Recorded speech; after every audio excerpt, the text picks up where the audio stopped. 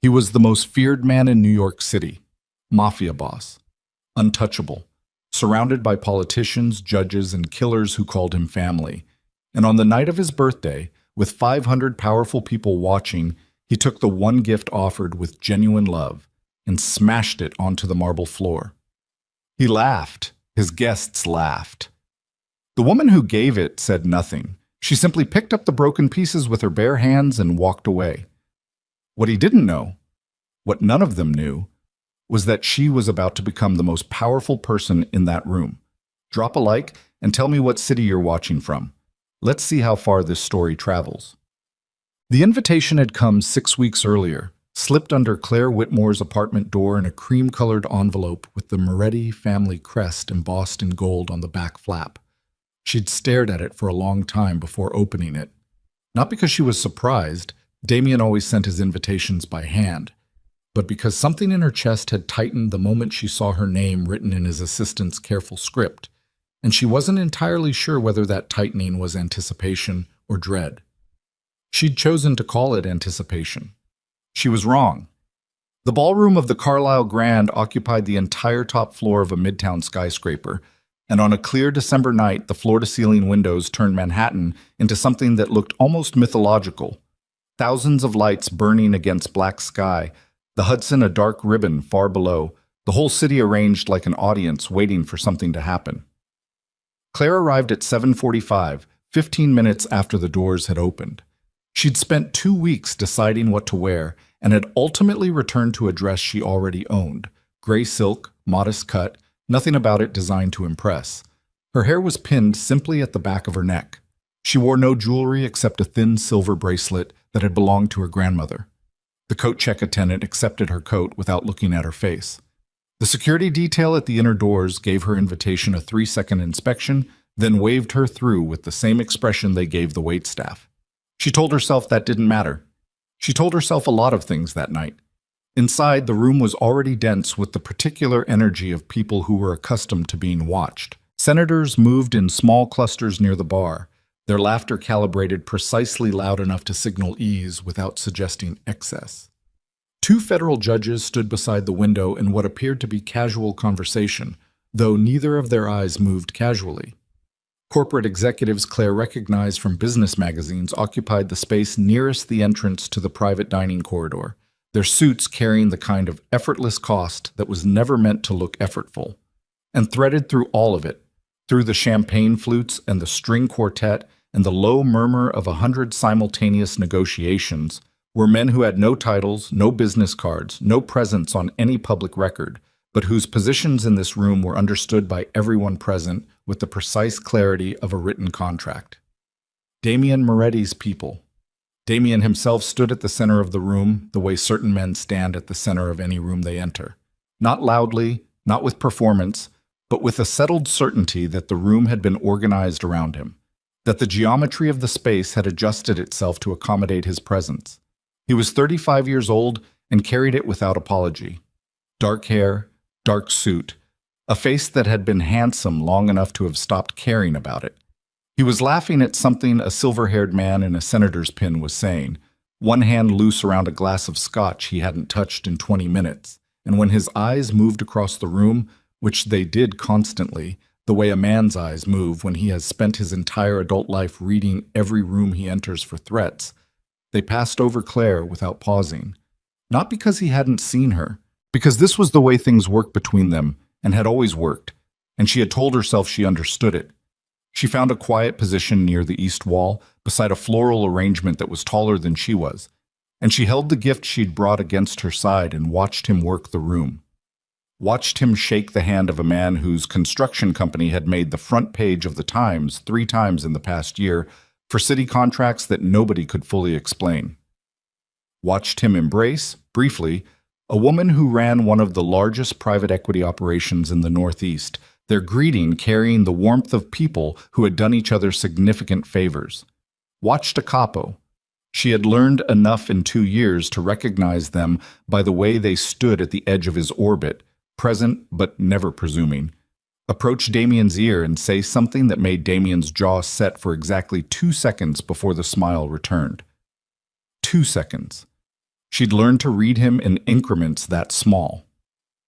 The gift she'd brought was wrapped in brown paper, tied with kitchen twine. It had taken her 4 months to find it, and another 6 weeks to restore it. An antique pocket watch, Swiss movement, 1923, the kind of piece that serious collectors would have kept behind glass. The original owner's initials, letters that happened to match Damien's own, were engraved on the inside of the case lid in a script so fine it required good light to read properly. The mechanism had been frozen when she found it at an estate sale in Connecticut. She'd taken it apart herself, cleaned every component individually, replaced 2 hairsprings and a worn crown gear, and reassembled it over the course of 9 evenings at her kitchen table with a jeweler's loupe and a patience she hadn't known she possessed until she met him. She was not a jeweler. She was a painting restorer. But the skills, she had discovered, were adjacent in ways that mattered, the willingness to handle broken things with enough care that they became whole again. She had not told him she was bringing it. She wanted to see his face when he opened it. The real face, not the one he showed this room. She waited an hour and a half. During that time, 3 different people she didn't know looked through her rather than at her. A server with a tray of canapes almost walked into her because he hadn't registered her presence against the wall. A woman in a red gown who turned out to be the wife of a city council member asked Claire if she could point her toward the restrooms, apparently having concluded that Claire was part of the venue staff. "I'm a guest," Claire said. The woman's expression managed to convey both apology and doubt simultaneously. Claire pointed her toward the restrooms anyway. The gift presentation was informal. Damien's events always were, in the sense that the structure was invisible rather than absent. Someone dimmed the music slightly. The crowd naturally oriented itself toward the long table near the windows where gifts had been accumulating throughout the evening. Boxes from Tiffany and Cartier, a bottle of wine in a wooden case that Claire recognized as something that cost more than her monthly rent, an envelope that almost certainly contained either a significant check or documentation for something that would never appear in any public record. Claire moved through the crowd toward him. It took her a while. The crowd was thick, and it did not part for her the way it parted for people it recognized. Damien was opening gifts with the relaxed attention of a man who had received many gifts and was practiced at being gracious about all of them. His capos stood nearby. Victoria Kensington stood closer than nearby, a position she occupied with the natural ease of a woman who had decided that proximity to power was its own form of ownership. Victoria was everything the room could see and measure. Manhattan family, old money, the kind of beauty that photographed well at political fundraisers, a vocabulary engineered from birth to signal both education and entitlement. She'd had her eye on Damien for 2 years, and had never bothered to conceal it, in part because concealment would have required acknowledging Claire as a rival worth the effort. Claire reached the edge of the inner circle. One of the capos, a heavy-set man named Sal, whose eyes were always doing 3 things at once, registered her arrival and stepped slightly to the side without quite making it an invitation. Damien turned and saw her. Something moved across his face. She had learned to read that too, the way certain things moved across his face when no one else was technically watching, though someone was always technically watching. The thing that moved across his face said, "You're here." And underneath it, if you knew where to look, it said something warmer than that. Then it said, "Not now. This isn't the moment." She held out the gift. "Happy birthday, Damien." His expression settled into the public version of itself. Warm, easy, contained. "Claire." He accepted the package, and she watched him clock the brown paper, the kitchen twine, the modest size of it against the other offerings on the table. She watched him make that calculation in less than a second, the way he made every calculation. He pulled the twine loose and unfolded the paper carefully, which was more care than he needed to take, and she felt something unlock in her chest at that, until she realized the care was public performance, not private attention. Then she felt the thing relock. The watch sat in his palm. He was quiet for a moment. She watched his thumb move over the case, the engraved initials, the weight of it. "Open the lid," she said quietly. He did. He read the initials on the inside, looked up at her briefly with something she couldn't fully classify. "Swiss movement, 1923, she said. "I restored it. The mechanism hadn't run in decades. It runs now." The silence that followed lasted perhaps 4 seconds. Victoria Kensington's voice cut through it with the precision of something that had been sharpened. Is it wrapped in grocery paper? A light laugh directed at no one and everyone simultaneously. Damien, sweetheart, did someone wrap your birthday gift in grocery paper? The laugh spread. Not riotously, not cruelly, in the obvious sense. It spread the way laughter spreads in rooms full of people who are always watching for the correct social cue. A ripple of amusement moving outward from Victoria's voice like something dropped into still water. Damien's face did the thing it did when a calculation resolved. A very fast thing. A thing that took less than a second and rearranged everything. A pocket watch. He turned it in his hand and his voice had shifted into something Claire didn't recognize immediately. Lighter than usual, directed outward rather than inward, performing for the room. Did you find this at a garage sale? Another ripple of laughter. Someone near the bar actually turned around. She felt the floor lose an inch beneath her feet. An estate sale, she said. Her voice was level. She couldn't entirely feel her hands. I restored the mechanism myself. It took 6... Claire. He set the watch on the table beside the other gifts, and his voice had the gentle quality of someone being patient with a child who didn't understand the room they were in. You brought a broken antique to a birthday celebration. He looked at the crowd with an expression she would spend months trying to forget. A small, rueful smile directed at 500 people that said, "You see what I deal with." I think what she means is she found something at a flea market. The laughter was easier now, more comfortable with itself. She opened her mouth. She didn't know what was going to come out of it. What came out was nothing. Damien picked the watch back up, turned it over once more. The movement was casual, dismissive, final. And then it was neither casual nor dismissive, but simply final, because he set it at the edge of the table and his elbow caught it, or appeared to catch it, and the watch dropped onto the marble floor with a sound that cut through the room like a struck bell. The case cracked open.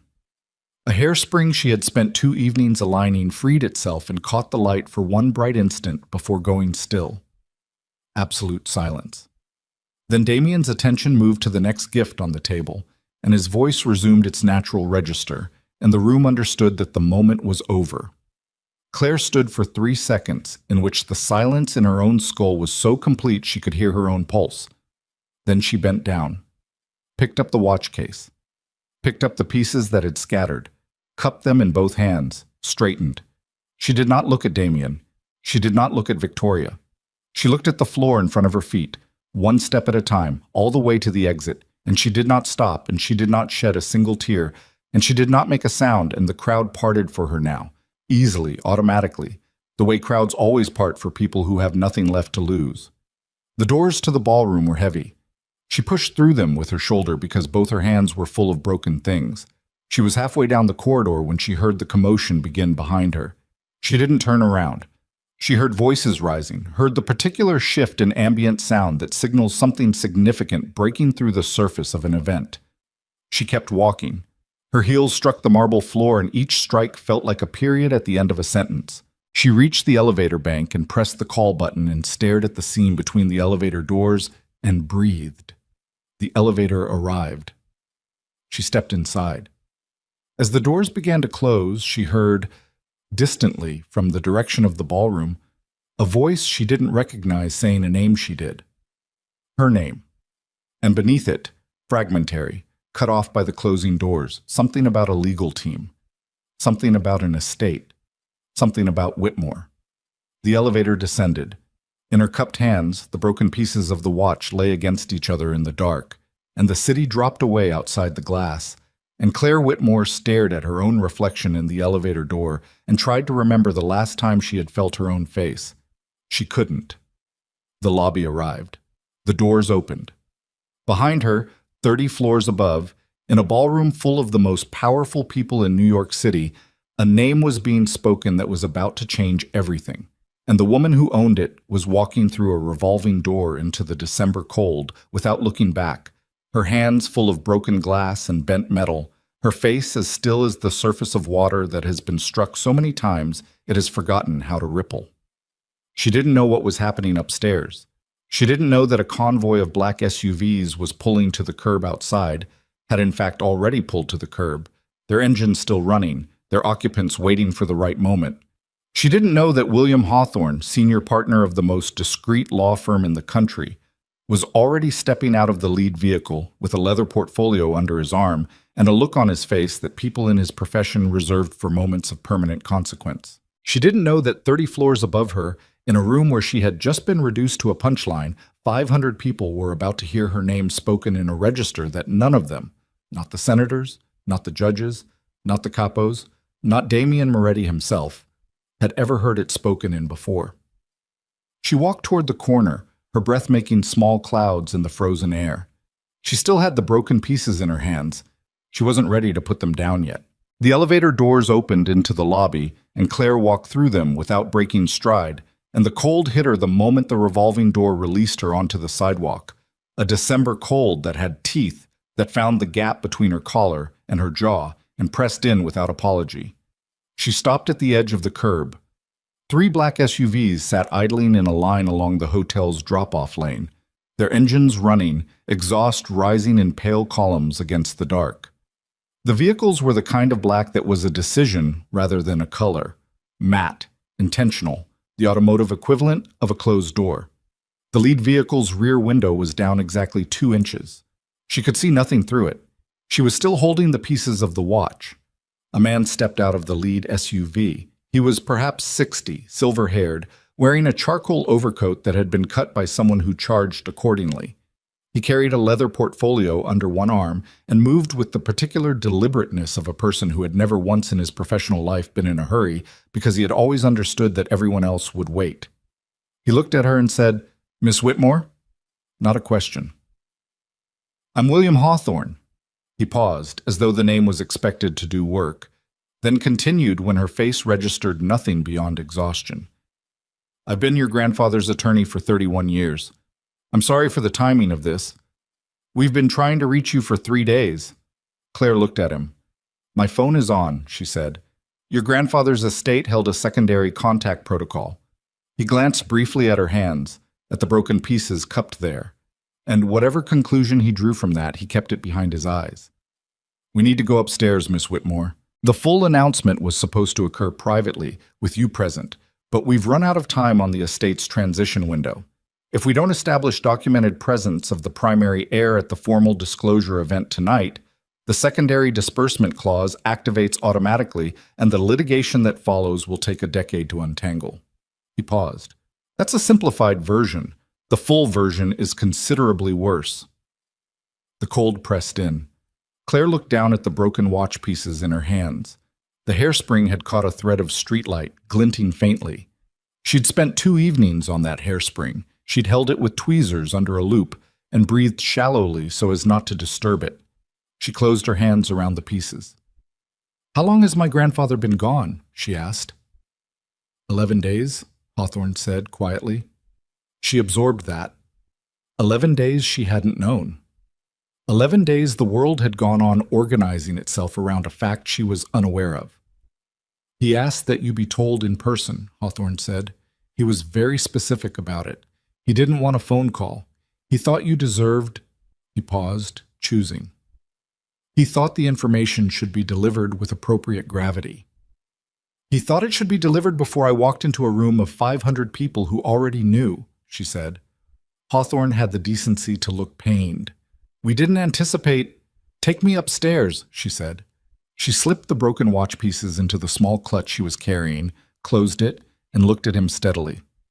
"Let's go." What happened in the ballroom in the 4 minutes that followed was something that 31 of the people present would describe in some form for the rest of their lives, with varying degrees of accuracy and embellishment, but with a consistency on the essential details that gave the accounts a documentary quality unusual for events of that nature. Hawthorne's team entered first, 3 attorneys and 2 executives from Meridian Capital Partners, one of the 3 largest private investment firms in the United States. They moved in a formation that was not aggressive but was unmistakably purposeful, and the room absorbed their entry the way a room absorbs the arrival of weather, instinctively, before the conscious mind has processed the reason. The music stopped. Claire entered behind them.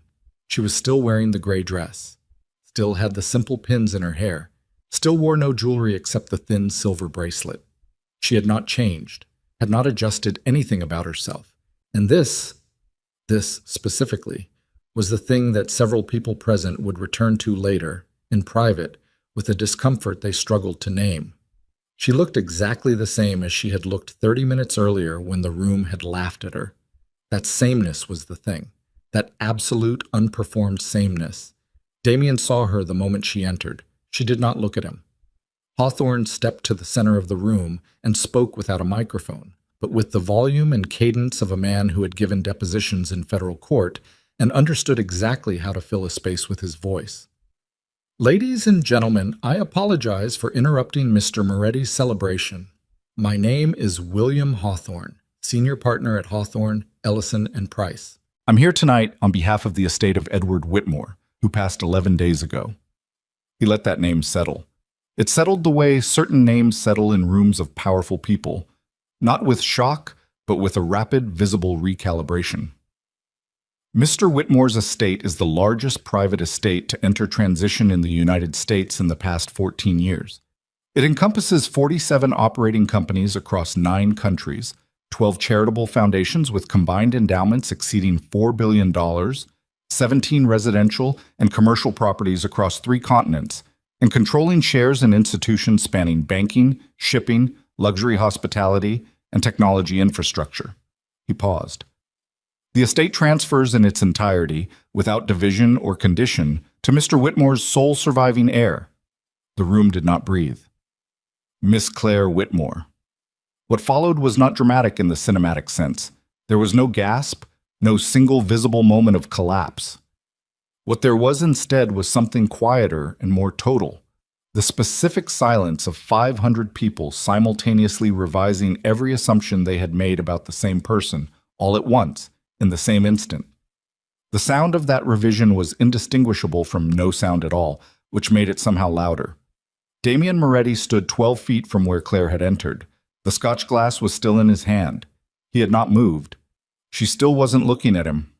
A capo named Benedetto, 40 years old, 20 of them spent learning to read every room Damien Moretti entered, watched his boss's face with the particular attention of a man whose continued health depended on his ability to interpret what he saw there. What he saw there, in the 3 seconds that followed Hawthorne's announcement, he would describe to no one ever.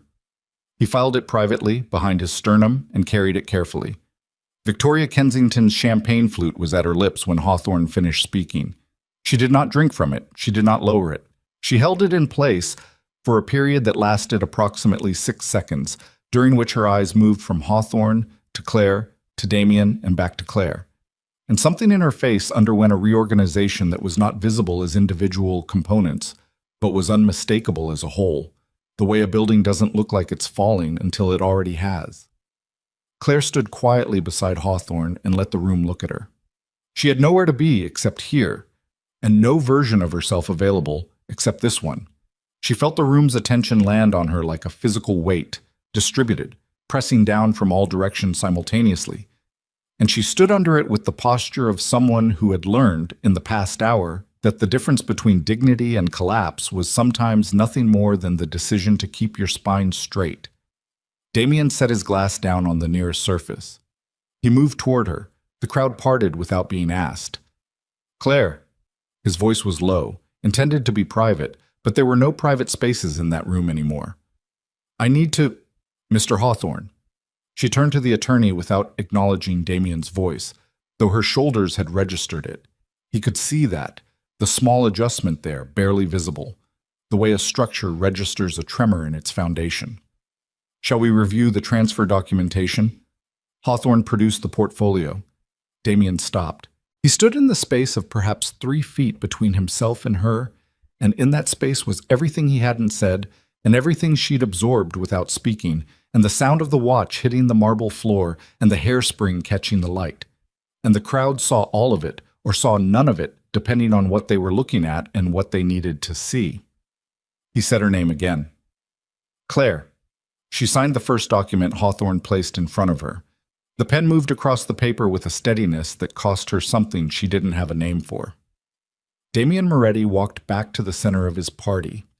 He stood there, in the room he had arranged, and the city he controlled, and the empire he'd built from 35 years of understanding exactly how power worked. And he stood there with the particular stillness of a man who has just understood something he cannot un-understand. Sal appeared at his elbow. "Boss?" "Give me a drink," Damien said. "You've got one." "Get me another one." The night continued. Events continued. The music resumed after a hesitation that was careful not to last long enough to become significant. Conversations that had paused reopened themselves with the deliberate energy of people who had decided, collectively, that the professional and socially functional response to what had just occurred was to proceed as though it had been merely interesting, rather than foundational. Victoria found Damien at 11:45 near the window, looking at the city. "Well," she said. "Don't," he said. "I'm just saying, Victoria." He turned and looked at her, and his voice had the quality it got when a conversation was over before it had started. "If you are about to tell me something I can learn from, I will listen to it tomorrow. If you are about to tell me something that makes you feel better, I would prefer you didn't." She studied him for a moment with the calculating attention that was her most honest quality. Then she took a small sip of whatever she was drinking and looked back out at the city. "She's already gone," Victoria said. "I checked. The attorneys took her through the service exit 20 minutes ago." Damien said nothing. "You know what I think the interesting part is?" Victoria continued. "She came here tonight planning to tell you. That's what I think. I think she came here to show you who she was, on her own terms, in her own time." She tilted her glass slightly, watching the liquid move. "And you gave her a reason not to." "I didn't ask for your analysis," he said. "No," Victoria agreed. "You asked me to stand beside you and look appropriate. That's what I was doing." She set her glass down. "Good night, Damien." She walked away from the window, and he let her go, and the city below him continued its indifferent operation. 10,000 windows burning in 10,000 buildings full of 10,000 sets of competing interests, and none of them cared. He left the party at midnight. His driver took him to Claire's building on West 73rd Street. He went up without calling ahead. She'd given him a key 8 months ago, and he'd kept it on the same ring as his office key, which he told himself was practical and knew was something else. The apartment was dark. He knocked, waited, knocked again. He let himself in with the key. The apartment was empty of her presence in the way that apartments go empty when someone has been gone for a while rather than just stepped out. Some particular quality of stillness in the air, some arrangement of objects that had been left rather than placed. Her coat was gone. Her work bag was gone from the hook by the door where she always left it. On the kitchen table there was a coffee mug that still held a small amount of cold coffee. Beside it, a slip of paper with a handwritten note that said only, "I had a locksmith change the locks this evening. Please leave the key on the table." She had known he'd come. He stood in the kitchen for a while. He set the key on the table beside the coffee mug. He left. In the car, heading back downtown, Sal watched him from the front seat via the mirror with the careful peripheral attention of a man who had served Damien Moretti for 12 years and understood that the particular quality of silence currently occupying the back seat was a variety that didn't ask for company. Damien looked out the window at the city moving past. He thought about the watch, the hairspring, the 2 evenings she'd told him about once, briefly, laughing at herself. "I held my breath the whole time," she'd said.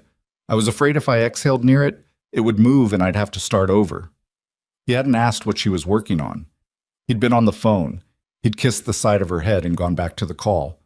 He thought about the estate sale in Connecticut she'd mentioned months ago. He hadn't asked about that either. He thought about how many things she had offered him in the form of casual sentences that he had received as noise and filed as background. He thought about Edward Whitmore, whom he had heard of. The man existed at a level of wealth that was barely visible to the public eye, the kind of money that didn't need to be seen because it had long since passed the point where visibility was necessary. And he thought about what it meant that she had never once said the name to him. He thought about what it meant that she hadn't needed to. The city moved past the window. At 2 a.m, from inside his apartment, Damien made 3 calls. The first was to a private investigator he trusted with consequential work. The second was to his attorney. The third was to Benedetto, whom he told to quietly, carefully, and with complete discretion, find out where Claire Whitmore was staying. 3 days later, Benedetto came back with an answer. She was not staying anywhere accessible. Hawthorne's firm had moved her into a residence that was connected to the estate's holdings, a property on the Upper East Side that had been in the Whitmore portfolio for 60 years, staffed, secured, and as of the night of Damien's party, effectively a fortress. Not hostile, Benedetto clarified, just closed. The building's private security had politely and professionally declined to accept any message, any package, or any request for contact on Miss Whitmore's behalf. Damien sat with that for a day. Then he tried the gallery where she worked. "Claire Whitmore no longer works here," the woman on the phone said. "When did she leave?" "I'm not able to share that information." He stopped. He wasn't her employer. He wasn't her emergency contact. He wasn't, by any legal or institutional definition, anything to her. "Was it recent?" "I'm not able to share that information," the woman said again and hung up. He tried her phone. The number had been disconnected. Not changed. Disconnected. She had not moved her phone to a new number she didn't want him to have. She had removed herself from the line entirely, the way you remove a thread from a seam. Not cut, but drawn out completely, cleanly, leaving no frayed end to pull on. He stood in his office on the 38th floor of a building that bore no connection to his legal name and stared out at the East River and understood, with the specific clarity that arrives only after all the noise of self-deception has been exhausted, what he had done. He had done it in front of 500 people. He had done it because Victoria's laugh had been aimed at him, at his judgment, his discernment, his authority. And in the 2 seconds it took for the room's attention to coalesce around that laugh, he had made a calculation. The calculation was not, how do I protect Claire? The calculation was, how do I recover position? Those two calculations had never conflicted before. He had not known they could. Now he knew. Sal knocked on the office door and entered without waiting, the only person who did that. "There's something you should see," Sal said. He set a tablet on Damien's desk and stepped back. It was security footage. He recognized the ballroom. He recognized the angle, the camera above the main entrance, facing the gift table. High resolution, clean audio. He watched himself pick up the watch. He watched his elbow catch it at the table's edge. He watched the watch fall. He watched himself turn to the next gift without looking at Claire. He watched Claire bend down and pick up the pieces. He watched her walk away. The footage was 43 seconds long. He watched it once. He did not watch it again. "Where did this come from?" he said. "I don't know yet," Sal said, "but I'm not the only one who has it." Damien looked up. "Who else?" Sal's expression gave him the answer before the words did. "It's already moving," Sal said. "Social media, 2 gossip sites, 1 major outlet reached out for comment an hour ago. I've been trying to suppress it, but..." He shook his head once. "It's already moving." Damien pushed the tablet back across the desk. He sat very still for a moment in the particular way that preceded, in Damien Moretti's experience, either violence or something harder than violence, the kind of reckoning that can't be assigned to someone else to handle, that arrives with your name specifically on it and waits. "Who knows it's me?" he said. "Nobody's using your name yet, but the footage is clear. Anyone who is in that room, anyone who knows you." Sal left the rest of it where it was. "And there were a lot of people in that room, boss." The room was very quiet. Outside the window, the East River moved with its cold, indifferent patience, carrying things downstream that had no say in the matter. "Get me Caruso," Damien said. Caruso was his crisis attorney, but the one nobody called unless the situation had passed the point where regular attorneys were useful. "Already called him," Sal said. "He's downstairs." Damien stood, straightened his jacket, looked at the river one more time. The footage was already moving through the city's nervous system, frame by frame, 43 seconds of a man making the worst calculation of his life, and the woman whose dignity he'd spent those 43 seconds dismantling was somewhere on the Upper East Side behind a door that had no handle on the outside, and the watch she had spent 6 weeks rebuilding was in pieces in a small clutch bag, and there was nothing in the world that Damien Moretti, who controlled this city's underworld, who had judges and senators and capos who would step in front of a bullet for him, could do to pull those 43 seconds back. He walked toward the door. Behind him, on the desk, the tablet screen went dark. Caruso was already seated when Damien walked into the conference room, a compact man in his late 50s with the kind of stillness that came from spending 3 decades in rooms where the wrong word cost someone everything. He had a yellow legal pad in front of him and a pen he hadn't uncapped yet, and he looked at Damien the way doctors look at patients who already know the diagnosis but haven't said it out loud. "Close the door," Damien said to Sal. Sal closed it from the outside. "Stayed out." Damien sat down across from Caruso and put both hands flat on the table and looked at the attorney and waited. "The footage has been picked up by 3 outlets as of 40 minutes ago," Caruso said. His voice had the quality of a scalpel. Not unkind, not kind, purely functional. 2 are tabloid adjacent. 1 is not. The non-tabloid outlet is holding for now, pending confirmation of your identity from a second source, but I wouldn't count on that holding past tomorrow morning. Who released it? We don't know yet. Who had access to that camera? Hotel security, hotel management, whoever the hotel security contracts their systems through, and anyone those parties may have shared access with voluntarily or otherwise. Caruso uncapped the pen. That's a wide field. Narrow it. I'm working on it. What I need from you right now is simpler. He set the pen tip to the pad. Is there anything in that footage, or in anything connected to that evening, that creates exposure beyond the reputational? Damien looked at him. Define exposure, Damien said. Criminal, civil, regulatory. Anything that, if a prosecutor or a plaintiff's attorney watched that footage and then started pulling threads, would give them something to hold. The room was quiet for a moment. The party was clean, Damien said. The guest list was managed. Nobody in that room was carrying anything that night. That's not what I asked. Damien met Caruso's eyes. The party was clean, he said again, and the repetition carried the specific weight of a man who was answering the question he'd been asked, and not the question underneath it. Caruso wrote something on the pad. All right, on the reputational side, I can suppress the tabloid material for a while.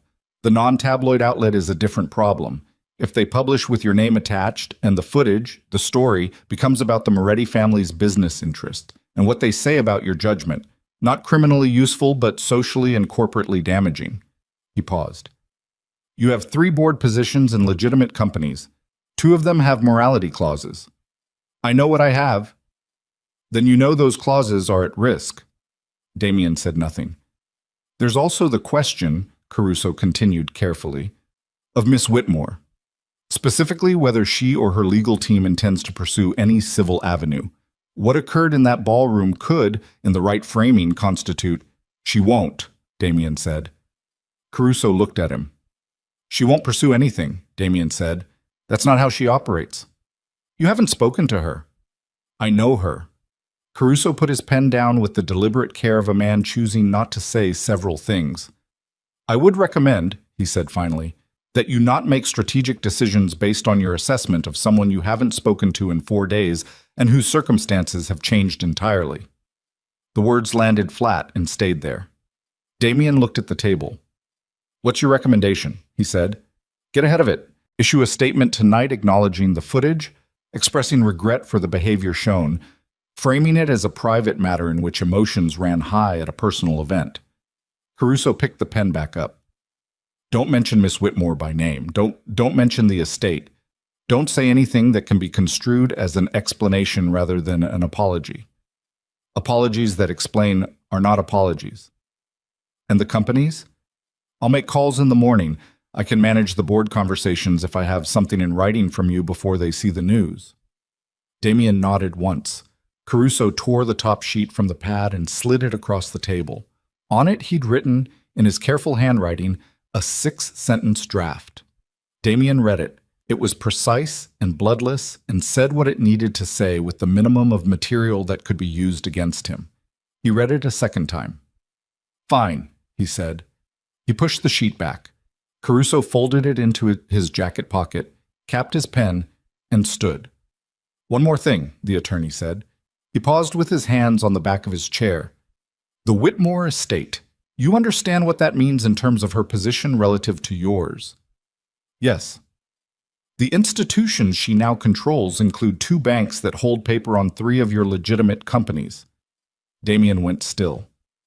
I found that out an hour ago, Caruso said. Her grandfather was very deliberate about what he built. Those banking relationships predate your involvement with those companies by 20 years. It's not targeted, it's structural. But it means she's my creditor, Damien said, among other things. Yes. The room held that information without comment. She can't call those notes, Damien said. The terms don't allow... Not immediately, no. But at renewal, which for one of them is 14 months away, the new controlling interest in the bank has full discretion on terms renegotiation. Caruso said it evenly. I'm not suggesting she would pursue that avenue. I have no information about her intentions. I'm telling you the structural reality. Damien stood. He stood and walked to the window and put one hand on the glass and looked out at the river and breathed in the way a man breathes when the room has gotten very small without the walls having moved.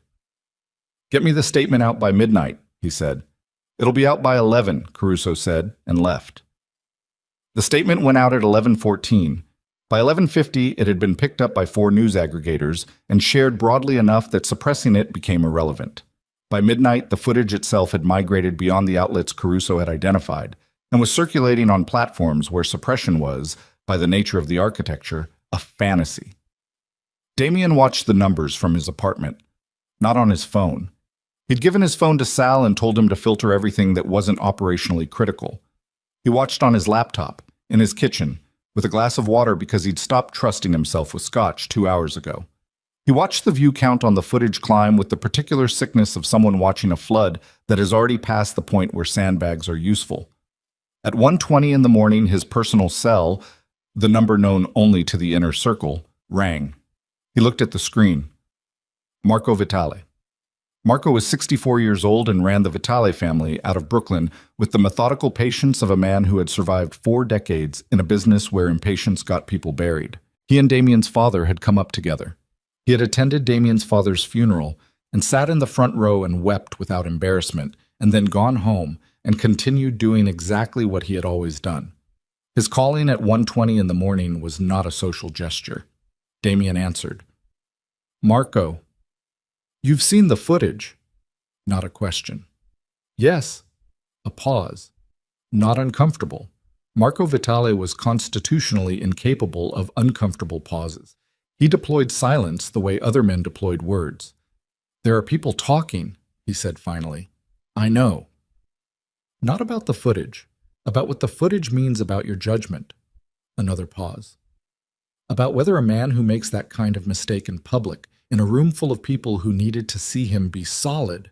Marco stopped there, which was more eloquent than finishing would have been. Damien said nothing. There are 2 families, Marco continued, who are saying very quietly that this raises questions. I'm not naming them tonight. But I'm telling you they exist, and they're talking, and they're not doing it in my direction, which means they're not looking for my opinion on the matter, which means they've already formed their own. What questions are they raising specifically? The kind a man raises when he wants to know whether someone is still the right person to have on the other side of a table. Marco's voice was even, descriptive rather than accusatory. You embarrassed yourself. That's recoverable. Men have recovered from worse. But you embarrassed yourself in front of people who measure everything. Every handshake, every word, every reaction under pressure. And some of those people are now asking whether what they saw in that footage is the version of Damien Moretti who shows up when something goes wrong. Damien's jaw set. The version of me that shows up when something goes wrong, he said, and his voice had something in it that he pressed down before it could become anything, has never been in question. I know that, Marco said. I'm telling you what other people are saying. I'm telling you because 30 years ago your father did the same for me when I needed someone to tell me something I didn't want to hear. The kitchen was very quiet. I appreciate it, Damien said. He meant it. Fix it, Marco said. Whatever it takes to fix it fast and fix it clean, because the window on this is shorter than you think. He hung up. Damien set the phone down on the counter beside the glass of water and stood in his kitchen at 1:23 in the morning and stared at the surface of the water and watched it hold completely still. He called Sal. "Get me everything on the footage origin," he said. "I want to know who pulled that file from the hotel system, and I want to know it before tomorrow noon. I've got someone on it. Move someone else onto it, too." He hung up, went to the window. The city was doing what it always did at this hour. Not sleeping, exactly, but operating at a frequency that was quieter than the daytime frequency, more honest, less performed. He'd loved this city, at this hour, since he was 19 years old, and running errands for men who'd thought he was unremarkable. He turned that assumption into the first advantage of many. He thought about Marco's words. "The window is shorter than you think." He thought about the 14-month timeline Caruso had mentioned. He thought about Claire on the Upper East Side, behind a door with no exterior handle, and whether she was sleeping, and whether she had eaten, and whether she had put the broken watch pieces somewhere, or still had them in the clutch bag. And then he stopped thinking about that because it was not useful, and he had trained himself over 35 years to stop thinking about things that were not useful. He was not entirely successful. At 9:40 the following morning, Sal appeared in Damien's office doorway with an expression that was not any of the expressions he normally wore. "Close the door," Damien said. Sal closed it, sat down, put a folder on the desk without opening it. "The footage," he said. "I know who pulled it." Damien waited. The hotel's security contractor uses a third-party monitoring service for archival retrieval. The request for that specific footage, that specific camera, that specific time window, it was filed the morning after the party. Sal's voice was careful, level. Filed under a service account registered to Kensington Event Management. The office went silent. "That's Victoria's company," Damien said. "Her company uses that hotel for events 4 or 5 times a year. She had a legitimate service relationship with the contractor. The access request didn't look unusual in the system." Sal paused. "But it was hers." Damien did not move. "She pulled the footage the morning after your party," Sal said, "and 48 hours later it started moving." The silence stretched. Damien looked at the closed folder on his desk. "Is this confirmed?" 3 independent sources: the access log, the service account registration trail, and a contractor employee who remembers the request because it came in early and was flagged internally as unusual before someone senior cleared it. Sal opened the folder now and turned it to face Damien. "It's confirmed." Damien looked at the documents. He looked at them for a long time. Victoria had stood beside him at the window the night of the party and told him Claire was already gone. She had told him what she thought the interesting part was. She had said, "You gave her a reason not to." She had said goodnight and walked away and left him standing there. And the morning after, before the city had finished processing what had happened in that ballroom, she had filed a request for the security footage. Not because she was angry, not in heat. In the morning, with deliberation, with the particular patience of someone executing something they'd decided on before the evening was over. Damien closed the folder. "Where is she?" he said. His voice had a quality that Sal recognized from a small number of previous occasions. Not loud, not heated. Exactly the opposite, a very specific kind of quiet that meant the volume and heat had been removed from the room by force, and what was left was something considerably more serious than either. "Her apartment, best we know. She hasn't left since last night." Damien stood. "I'm coming," Sal said immediately. "No." Damien picked up his jacket from the back of his chair. "You're staying here. You're continuing to build the documentation on the access trail, and you're preparing a full account for Caruso. I want everything on paper, time-stamped, sourced." He put the jacket on. "I'll handle Victoria myself." "Boss?" "Sal?" Just the name, with a finality that closed the conversation like a physical door. He drove himself, which he rarely did. A black sedan, nothing conspicuous. The kind of vehicle that moved through Manhattan without accumulating attention. He needed the drive. He needed the 12 minutes between his building and Victoria's to do something with the particular quality of what was moving through his chest, which was not rage in the way he usually experienced rage, hot, combustible, clarifying, but something colder and more structural. The way ice damages a building not by burning it, but by expanding slowly inside the walls until the seams give. She had used his name. Not directly. The footage didn't name him. The outlets hadn't named him yet. But she had deployed the footage knowing exactly whose face it showed and exactly what that face meant to exactly the people who would see it. She had sat beside him at the window and delivered her small, intelligent analysis of what he'd done wrong. And the morning after, she had ensured that analysis would be shared with the world. Not out of love, not out of injury, out of calculation. Because that was what Victoria Kensington was, at the bottom of everything. Not a socialite, not an ally, not even an ambitious woman in the ordinary sense of that phrase, but a calculator of the purest variety. And she had calculated that Damien Moretti diminished was more useful to her than Damien Moretti intact. He understood now, standing in the elevator of her building, why she had spent 2 years positioning herself beside him. Not to be with him, to be adjacent to him, to be close enough that when the structure shifted, she was already in the right place to benefit from the movement. She opened the door on the second knock. She was wearing a robe, holding coffee, and her expression when she saw him moved through 3 phases in less than 2 seconds. Surprise, then a very fast recalibration, then something that settled into the particular composure of a person who is prepared for a version of this moment and has decided to meet it on their feet. "Damien," she said. Her voice was smooth. Not entirely. The smoothness was applied over something else. "Can I come in?" he said. Not a question. She stepped back. He walked past her into the apartment, into her living room with its curated furniture and its considered art and its east-facing windows that caught the morning light in a way that had clearly been accounted for in the original design. And he stood in the center of it and turned to face her and waited while she closed the door and came into the room. She sat down. He didn't. "The footage," he said. She looked at him over the rim of her coffee cup with the steadiness of a woman who had decided that her best available option was complete composure, deployed early, held without flinching. "What about it?" she said. "You pulled it from the hotel system, the morning after the party." A pause. Brief. She recalibrated inside it.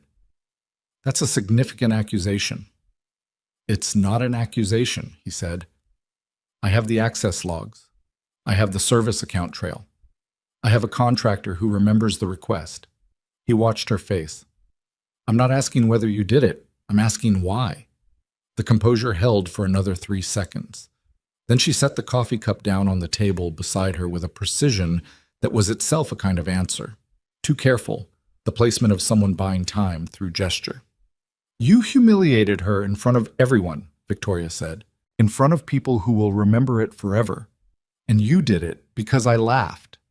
Her voice had changed register, no longer smooth, but not heated either, something harder underneath. "You did it because I made a small sound and you turned it into theater. And I watched you do it, and I thought, this is who he is when it matters. This is the man I've been standing next to. So you released the footage. I made sure it existed somewhere you couldn't erase it." Her eyes were level on his. "Yes? You made sure the story got out. I made sure you couldn't pretend it didn't happen." Something moved across her face that was not guilt and was not entirely without it either. Something more complicated, residing in the territory between righteous and self-serving that people occupied when both things were simultaneously true. You were going to manage it, suppress it, make it go away. That's what you do. You make things go away. "You made it go away too," Damien said quietly. "Just in a different direction. You made me go away." Her jaw tightened. "The 2 families who are questioning my judgment," he said. "Did you speak to them?" A silence. "Victoria, I didn't tell them anything that wasn't already. Did you speak to them?" The silence this time was the answer. He stood in the center of her living room and looked at her and felt the cold thing in his chest expand another fraction, pressing outward, testing the seams. She had moved through this city beside him for 2 years. She had sat at tables where things were said that were never written down. She had been in rooms where the identities of the people present were the most sensitive information in the space. "You went to Mancini and Ferraro," he said. The names of the 2 families Marco hadn't named. He could see it in the timing of her silence. "You went to them before the footage dropped." "I didn't go to them," she said. "I had a conversation." "You had a conversation about my judgment with 2 families who are now questioning whether I should be sitting at any of the tables I sit at." His voice was still quiet. It was the quietest it had been in the conversation. You understand what that means. She looked at him, and he saw something in her face that he might, under different circumstances, have identified as fear, except that it wasn't fear in the ordinary sense. It was the particular expression of someone who has made a large move in a game and is now watching the board reconfigure in ways they had partially anticipated and partially not. You were going to lose everything anyway, she said. The footage was going to get out eventually. The estate story was going to come out. Her attorneys were going to make sure people understood what you'd done and who she was and what that meant about you. She leaned forward slightly. I just controlled the timing. You controlled the timing, he repeated. Yes. For my benefit. She said nothing. Victoria. He picked up his jacket from where he'd laid it over a chair. If you had come to me, if you had told me what you knew, what you saw, what you were thinking, I would have listened. Would you? She said. You didn't listen to her. For 2 years you didn't listen to her. He put the jacket on. This conversation is the last one we'll have, he said. On any subject. I'll have Sal reach out to your attorney about the service account documentation and what I intend to do with it. That conversation will be between them. He walked to the door. Damien. Her voice followed him, and something in it had changed, not softer but stripped of the composed surface, reaching the layer underneath that was less calculated, less controlled, more honest, and therefore more difficult. I did it because you chose a room full of strangers over the one person in it who actually saw you, and I couldn't stand watching you not understand what you'd lost. He stood with his hand on the door. Neither could I, he said. He left. In the elevator going down, he stood with his back against the wall and his eyes on the ceiling and breathed through the nose and out through the mouth, the way he'd learned to breathe in situations where the body wanted to do something the mind needed to prevent. The cage descended. His reflection moved in the polished door. Jacket, careful face, the hands that had set a pocket watch at the edge of a table and let his elbow find it. He had lost Claire to his own calculation. He had lost the protection of obscurity to Victoria's. And now, from the messages already accumulating on Sal's filtered phone, messages from Caruso, from board members, from one number he recognized as belonging to someone in the DA's office who had been quietly friendly for 3 years and was apparently reevaluating the nature of that friendship. The consequences were arriving not in sequence but simultaneously, from every direction at once, the way water arrives when a structure finally gives. He walked out of Victoria's building into the morning light and stood on the sidewalk, and the city moved around him with its absolute indifference. And for the first time in his adult life, Damien Moretti felt the particular vertigo of a man who has built his entire existence on the assumption that he could calculate his way out of anything, standing at the edge of something he could not calculate his way out of. His phone, not Sal's filtered line, buzzed in his jacket pocket. He looked at the screen. Unknown number. But the area code was one he recognized. The exchange used by Hawthorne, Ellison, and Price. He stared at it through 2 rings. Then he answered. He answered on the 3rd ring. Mr. Moretti. The voice on the other end was young, professional, carrying the clipped efficiency of someone who had been told exactly what to say and had prepared to say it. I'm calling on behalf of William Hawthorne at Hawthorne, Ellison, and Price. Mr. Hawthorne would like to arrange a meeting at your earliest convenience to discuss several matters of mutual financial concern. Damien stood on the sidewalk outside Victoria's building with the morning moving around him. When? He said.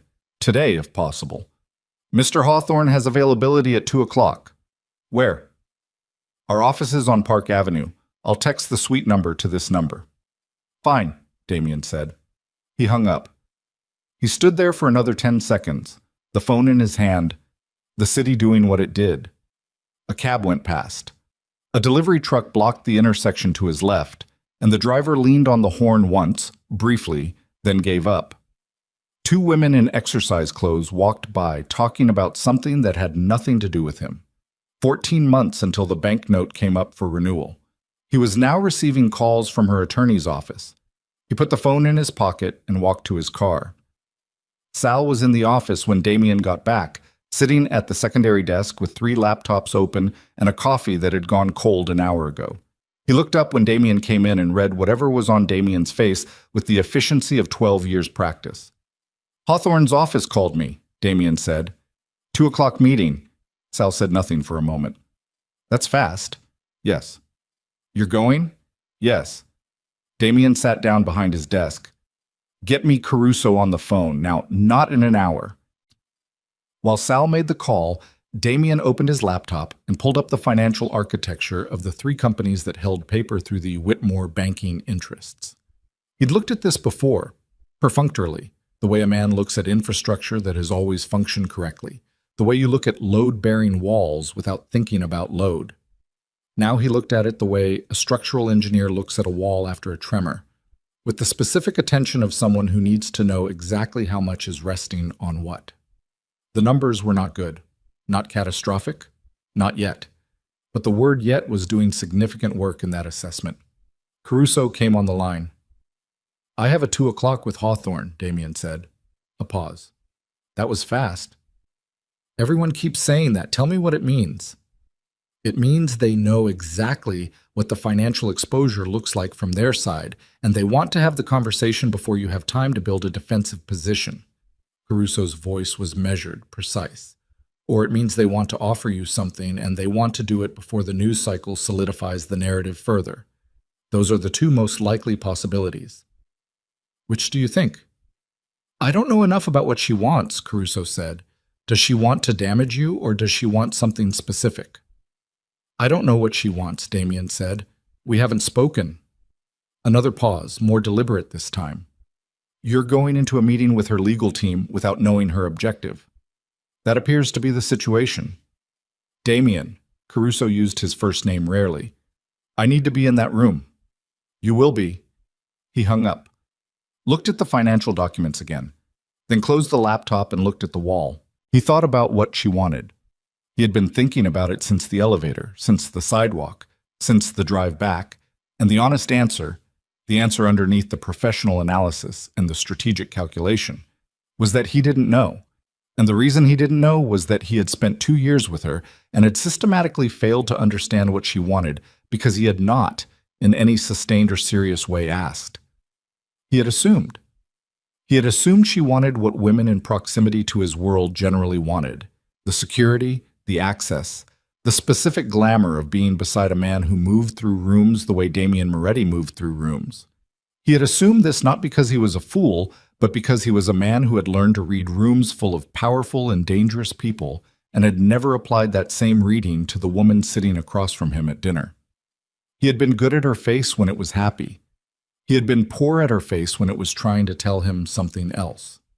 Sal knocked on the open door. "Car's ready for 2 o'clock when you are.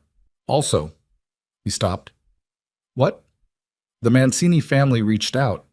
Sal's voice had the particular flatness it got when the news was bad, and he'd had time to flatten his reaction to it. "Not Mancini directly. His son. He wants a sit-down." "When?" "He suggested this week. His framing was—" Sal paused, choosing words. "He called it a conversation between friends who want to remain friends." The language was precise, and everyone in Damien's world understood exactly what it meant. This is a conversation we're having before it becomes a different kind of conversation. "Thursday," Damien said. "I'll sit with him Thursday."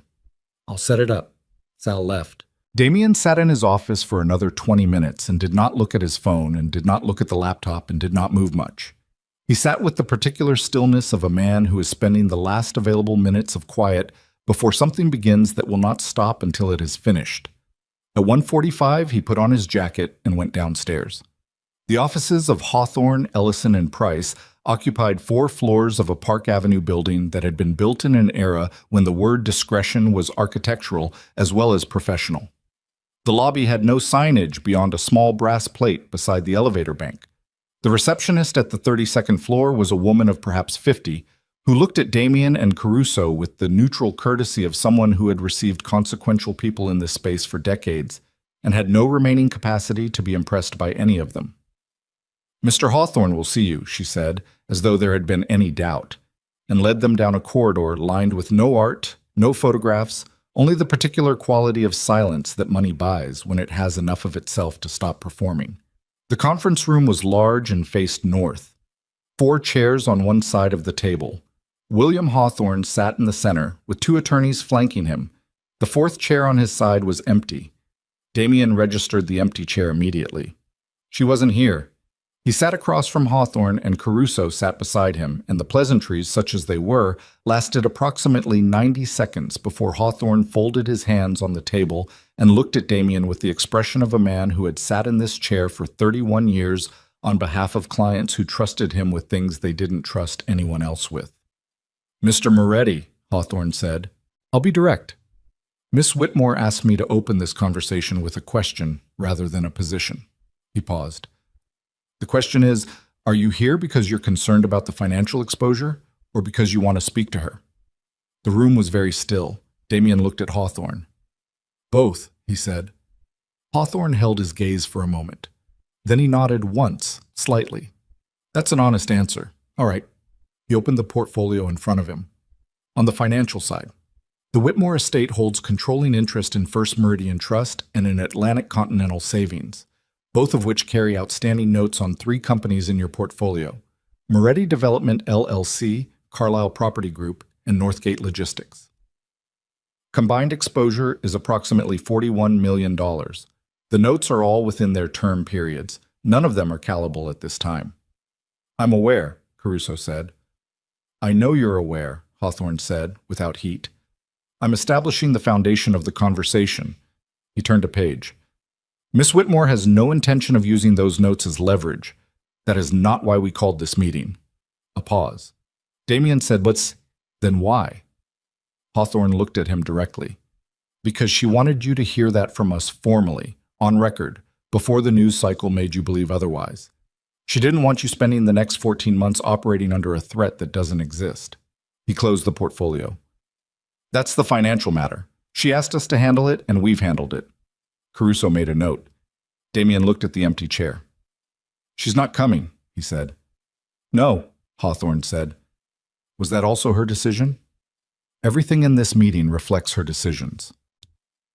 Damien put both hands flat on the table, the same gesture he'd used with Caruso 2 days ago, the gesture of a man establishing physical contact with something solid when everything around him has gone uncertain.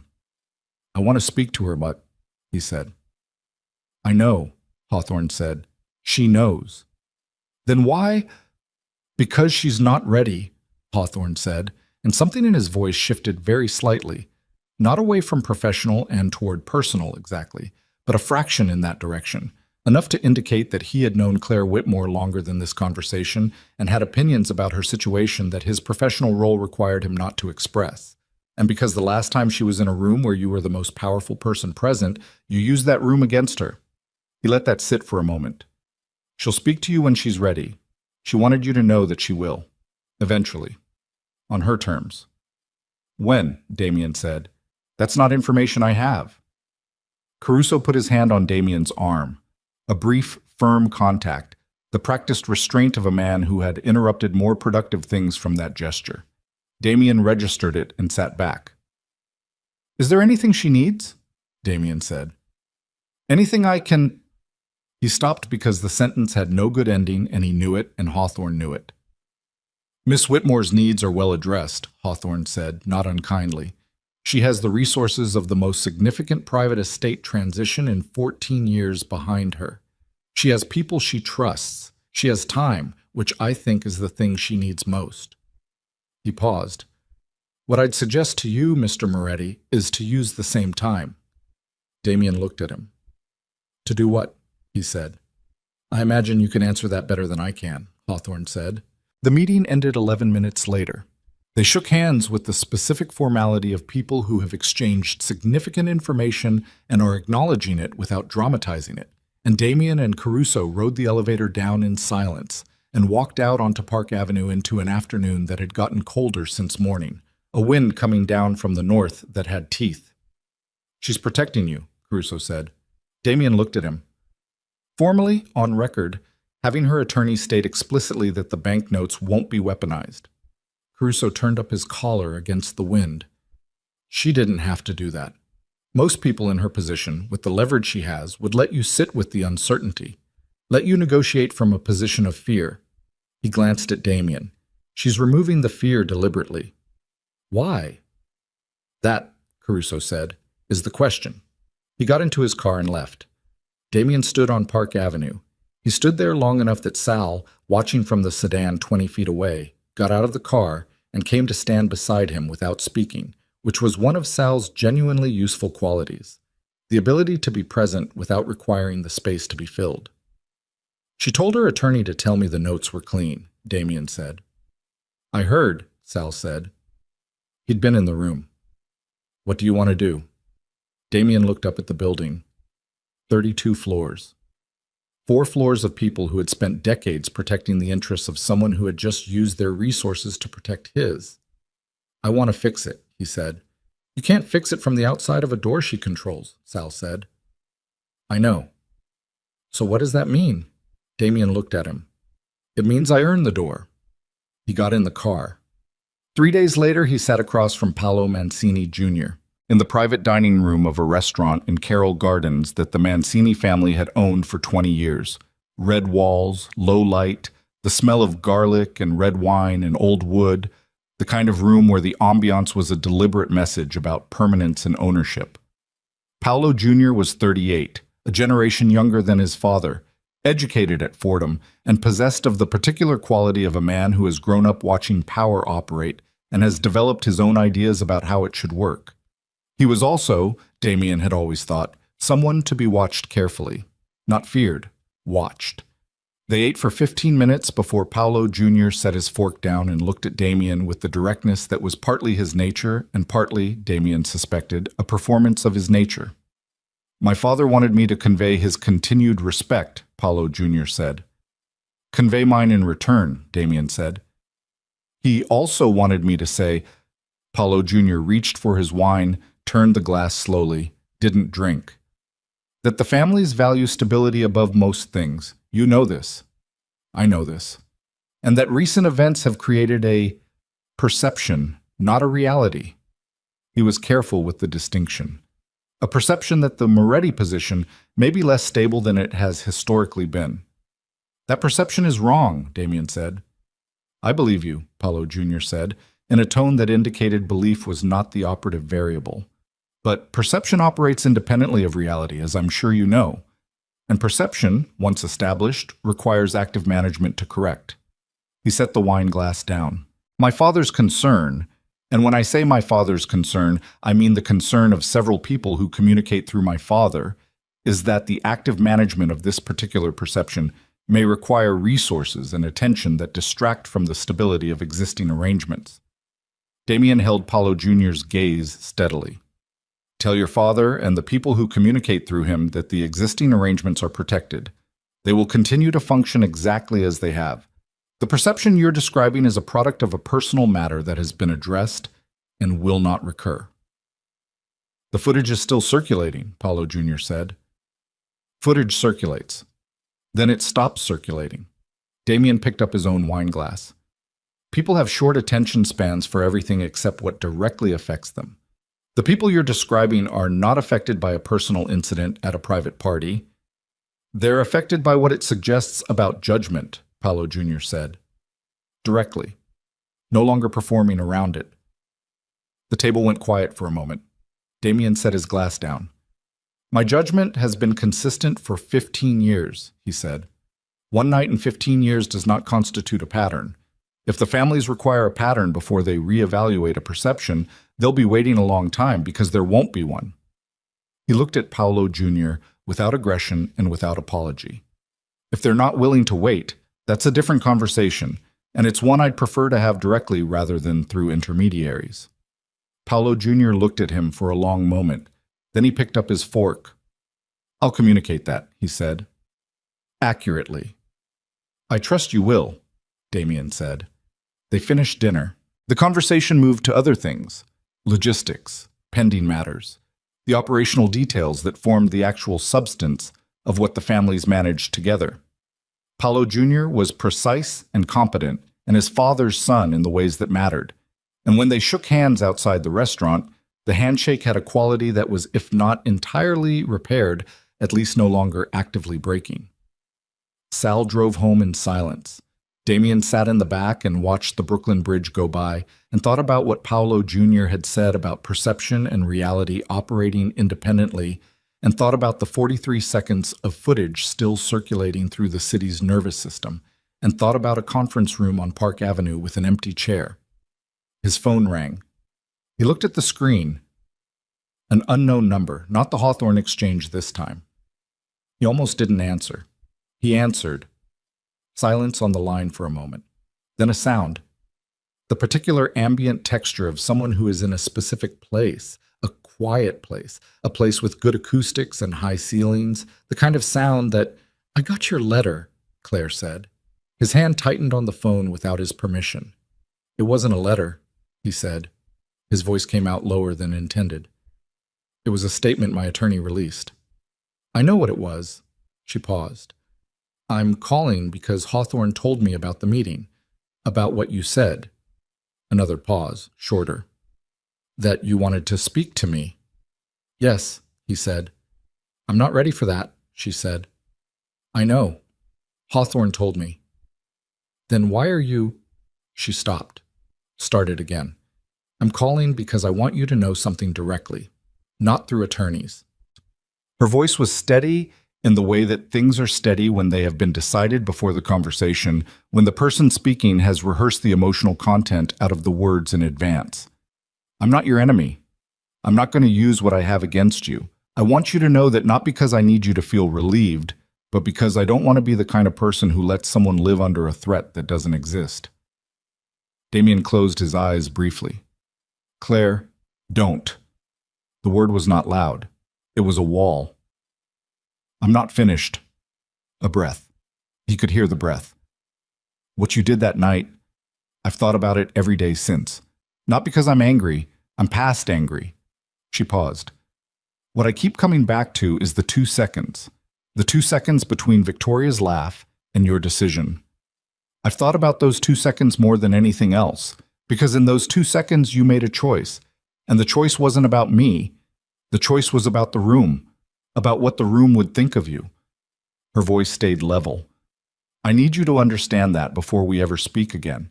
Not to apologize, not to feel bad about it, just to understand it completely."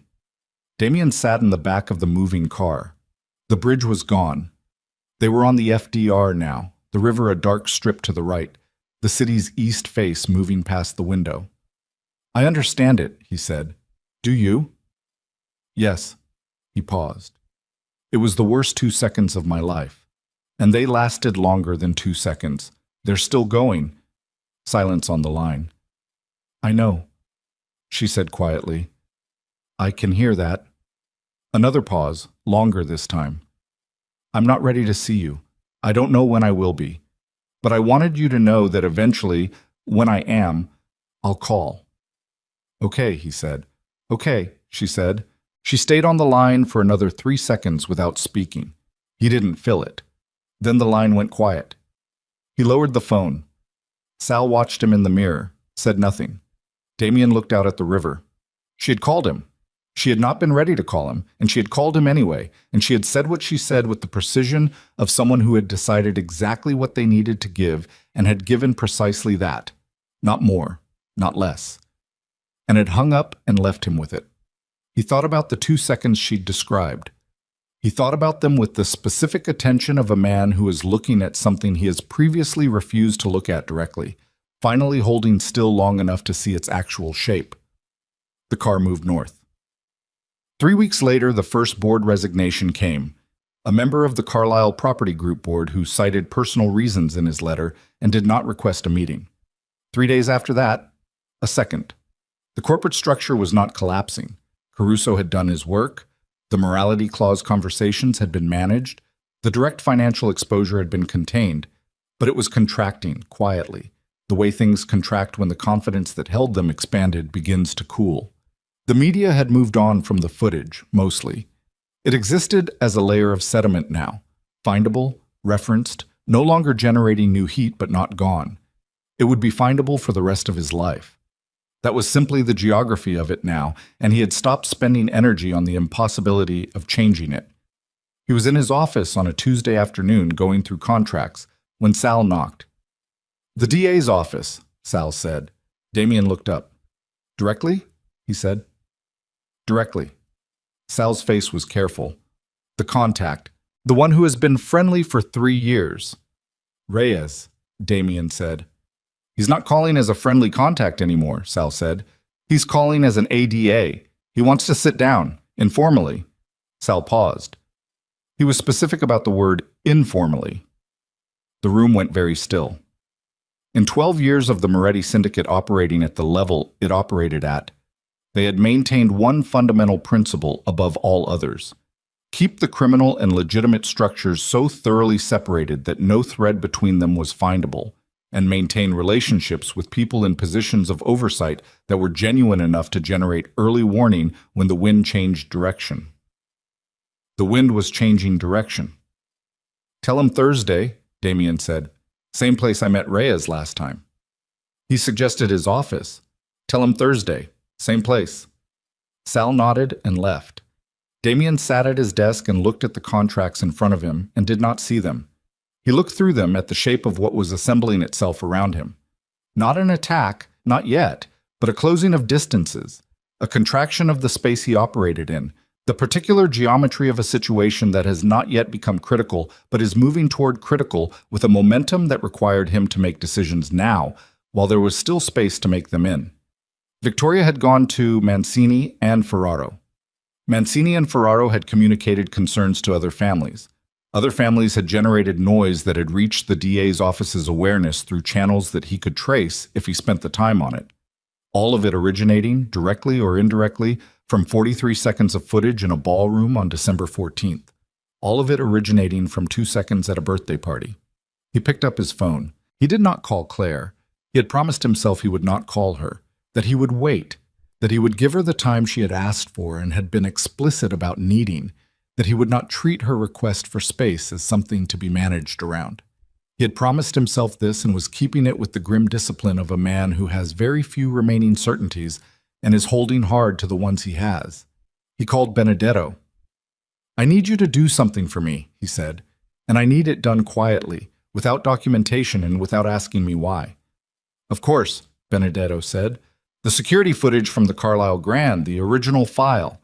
I need you to find out whether there are other copies, but not the circulating version, the original hotel archive file, and whether those copies have been accessed by anyone outside the chain, I already know about."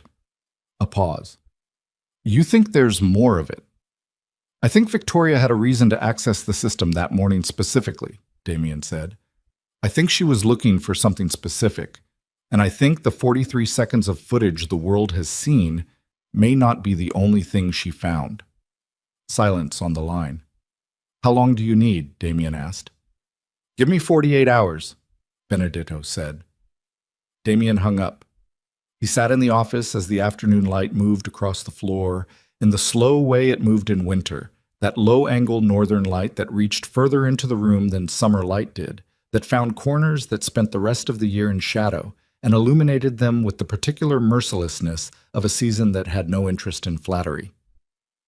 48 hours. He did not know what Benedetto would find. He knew, with the instinct of a man who had spent 15 years reading situations that were trying to kill him, that the 43 seconds the world had seen were not the end of what Victoria had taken from that archive, and that whatever else she had taken was either already in motion or was being held in reserve for a moment she had not yet identified, and that the difference between those two possibilities was the difference between a problem he could still manage and one that had already managed him.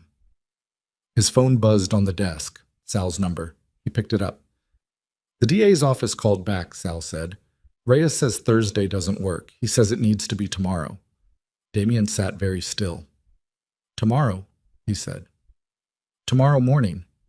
He said, Sal paused. "He said he's trying to give you the opportunity to have this conversation before it becomes a different kind of conversation."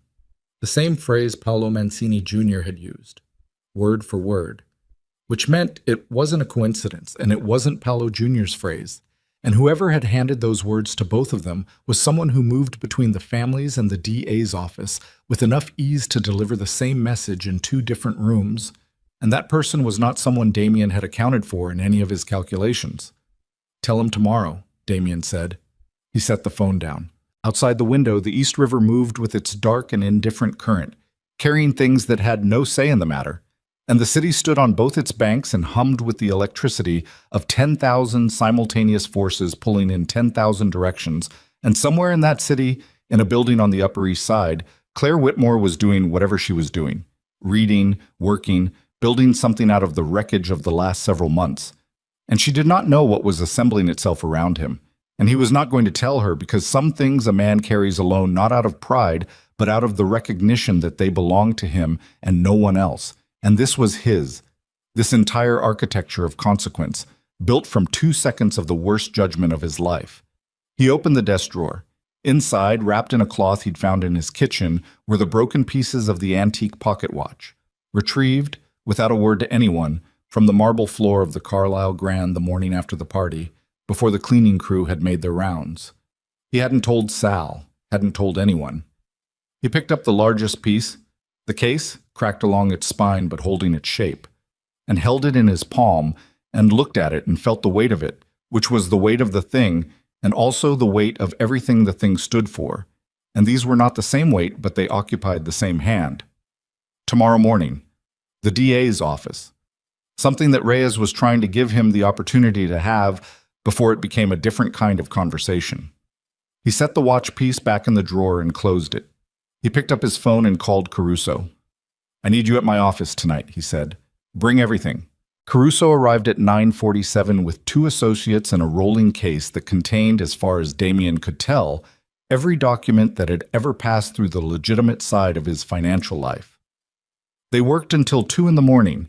The conference table disappeared under paper, corporate filings, loan agreements, board minutes, correspondence, the entire paper skeleton of everything Damien Moretti had spent 15 years building on the surface of the other thing he had spent 15 years building underneath.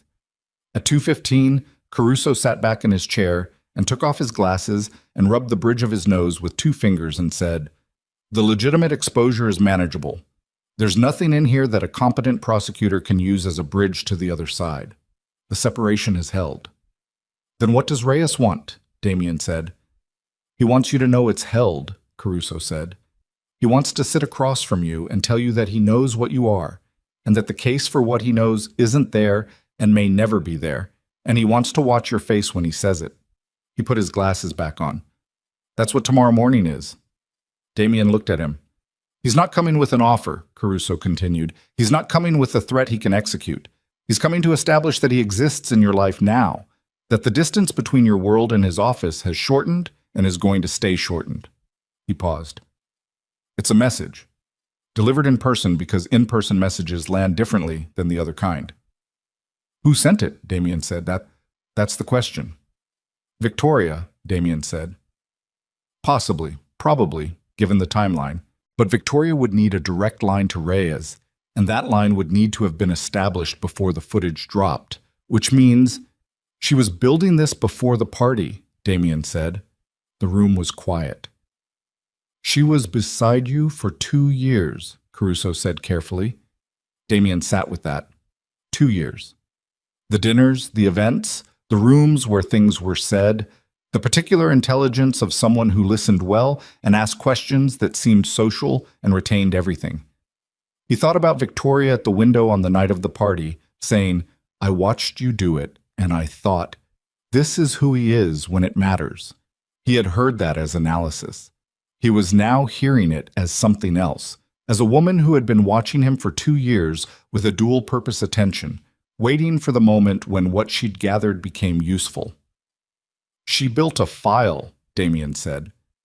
"I think she built a relationship," Caruso said, "with someone in a position to receive a file." Damien stood up.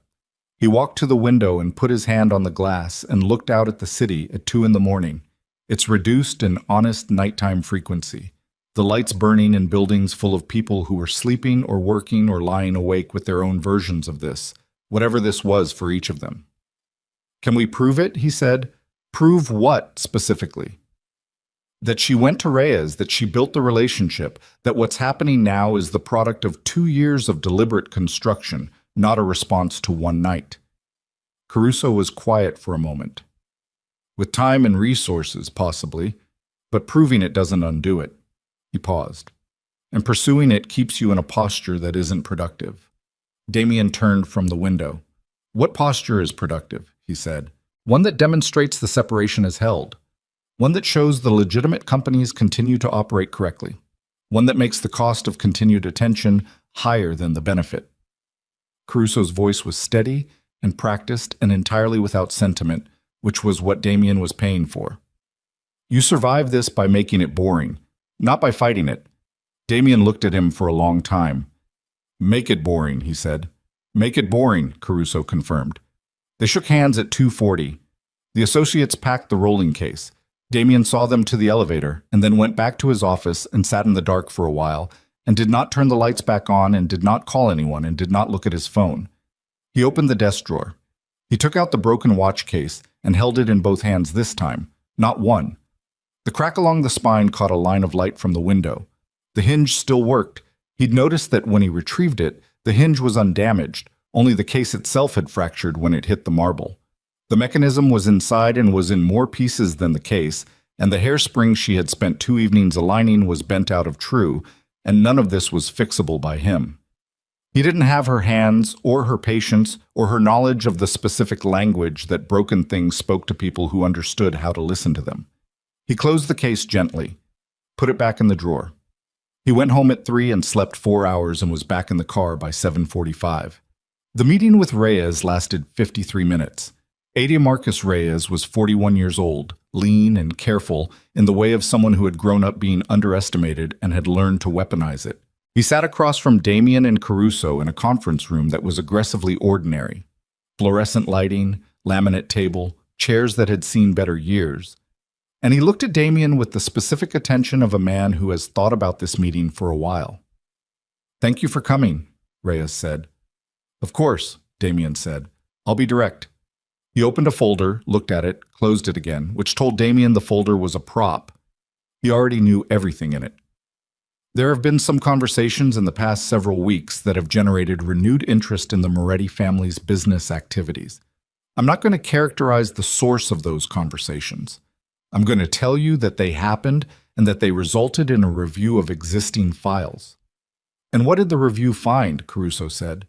"Nothing actionable," Reyes said. His eyes were on Damien while he said it. "Nothing that isn't already known, documented, and either closed or in a holding pattern that has been in a holding pattern for a long time." He paused. "The separation between Mr. Moretti's legitimate enterprises and any other activities has been, from our perspective, consistent." "Then the purpose of this meeting," Caruso said, "is to be honest about the landscape." Reyes folded his hands. "The conversations that generated the review. I think you know where they came from. I think you've known for a while. What I want you to understand is that the source of those conversations is no longer in a position to generate new ones. The relationship between that source and this office has been evaluated." He chose the word carefully. "And found to lack the credibility required to continue." Damien sat very still. "Victoria Kensington," he said. Reyes looked at him for a moment. "I'm not confirming names in this room." "You don't need to," Damien said.